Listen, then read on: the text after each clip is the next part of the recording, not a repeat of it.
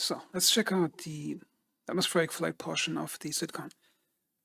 And I was really excited to see that because I wondered if atmospheric flight is going to get more depth and whether they're going to add some type of hover mode. And I think they sort of have something like that. Let's take a look. Okay, so the thrusters on your ship, they do like the vacuum of space. We're talking spaceships here, right? And we have thruster efficiency curves on the thrusters. So at some point, especially the MEF thrusters, they will cease working because they don't like atmosphere. So that sounds really cool, is that it appears that the lower you fly, the denser the atmosphere and the less power your maneuvering thrusters will have. Which should imply that the closer you are to the ground, the more difficult it will be to remain in a hover.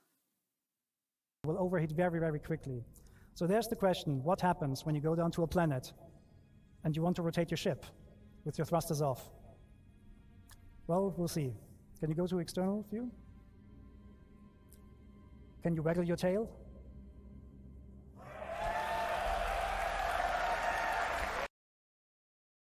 Okay, it appears that they added some type of flight mode like in War Thunder, where the shape of the ship acts as a lifting body and you can basically just float through the atmosphere. And I think that in itself is a huge jump in gameplay quality because now you can actually have fun just diving in from high atmosphere, from 0G, and just floating through the atmosphere towards the target. Now, the second question is, will there be engaging close to the ground gameplay? Because that depends on whether you have slow control over your ship and whether you have to actually some type of gameplay to try to maintain a hover.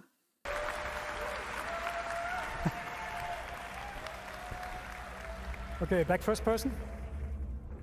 Okay, so what you see here is the new aerodynamics model. Because obviously our left stick is somewhat damaged or so, we can't be as fast as we want. Actually, Brent, can you try W and S on the keyboard instead? Okay, now let's see what they talk about hover. So let's talk about the problem, how do you come to a stop now? To come to a stop with the new system, you need to purposefully put the ship into a stall. But don't worry, when we don't have the thrusters disconnected, IFCS will help you. So you're gonna bring down the speed more and more until you're reaching stall speed, which is about now, and then the thrusters will kick in and catch you. That means, however, you are now in a state that the thrusters don't like, right? So at the moment we have turned this up, but in the future you will not be able to hold this for long. Okay, now the important thing is that this feature actually makes it into the game with a harsh level of difficulty, which means after a few seconds of hover, or at least if you can't keep a stable hover, your thrusters should start failing and your ships will start falling. Because the danger is here if players give the wrong feedback and they want to hover longer. Because if they don't manage to get the hover to remain, so they have to stay in horizontal hover, and if they allow you to still act like a free-floating camera that can point in any direction and just attach a timer to it, like for example, you can be still the free-floating camera pointing your nose down at the ground while being in a perfect hover, and only attach like a 20-30 second timer to being allowed to do it, because then you don't fix the problem, you just attach a timer to it. Aided a little bit here by the landing gear, so he has landing gear out, I think, because that automatically enables precision mode at the moment, so that you're a little bit slower, but you can of course like turn this off as a player. Okay, now that's both good news but also a problem. Now precision mode, I guess that means that you have the thruster output control is scaled down, so you have finer control but not as much output, which I think is a good idea. The problem is, will you also be able to use it without the gear being outside? Because he just talks about being able to toggle it off when the gear is out. Can you isolate it and use it without the gears? Because there are situations in the game where you want to fly really slowly. Also, I think a precision mode wouldn't be necessary if thrusters would take more time to actually accelerate. A lot more time to accelerate, like 4, 5 to 10 times slower. I'll explain it in a moment. And then you come smoothly down to a landing. The best way to land your ship is decoupled, because you can just like very smoothly land it on the surface. And clunk.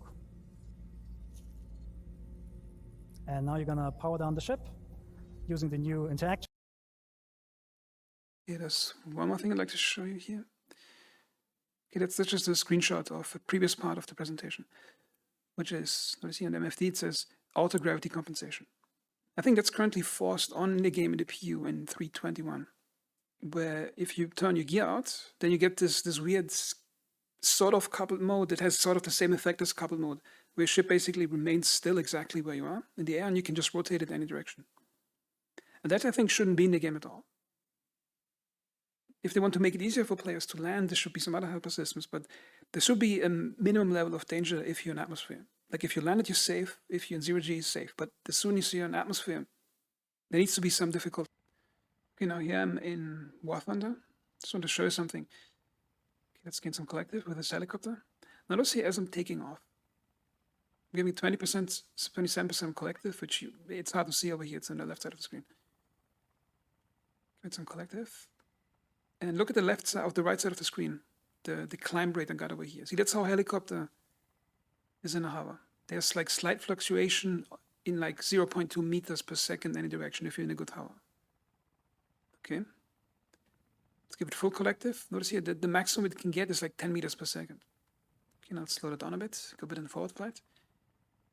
Now trying to get into hover, so I'm slowing down a bit.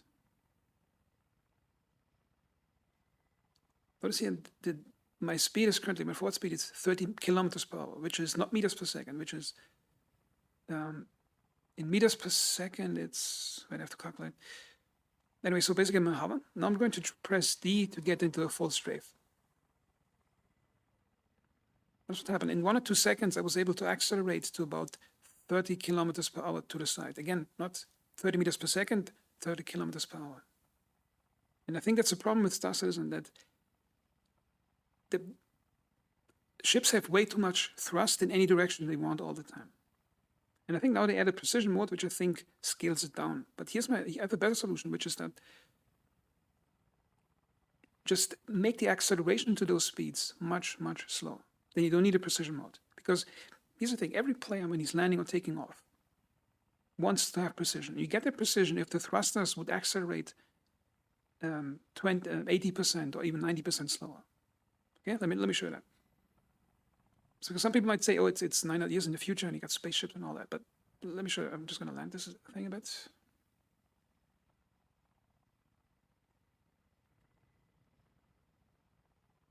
Okay, let's go down. Now every player and everything Star Citizen developer, when he's taking off with a spaceship, he wants it to be gentle and slow. Look at this. 1-2 meter climbing speed per second. That's currently impossible to achieve in Star Citizen because thrusters are so powerful. And I think it's going to be like that in the new flight model too. And I just said everybody wants that. Well, how do I know that? Because look at the gameplay trailers of Star Citizen when they show ships taking off in these trailers. They have to actually hand animate the ships to take off with helicopter-like speeds to actually, so it looks realistic. Because in-game, the things take off like 5-6 times faster than they should in real life. So that's my suggestion if the developer sees this. Just make the thrusters or any type of thrust on the ship react much slower and build up the acceleration much slower. Then you automatically get a free precision mode without having to switch into precision mode.